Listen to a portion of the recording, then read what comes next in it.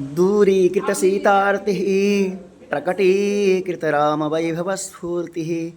दारितदशमुखकीर्तिः पुरतो भाति मम हनुमतो मूर्तिः जयत्यति बलो रामो लक्ष्मणश्च महाबलः राजा जयति सुग्रीवो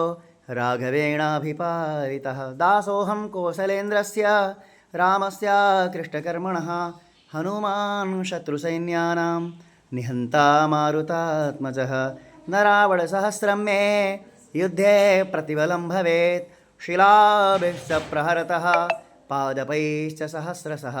अर्दयित्वा पुरीं लङ्काम् अभिवाद्य च मैथिलीं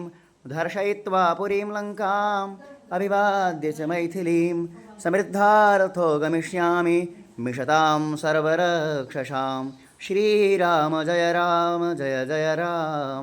श्रीराम जय राम जय जय राम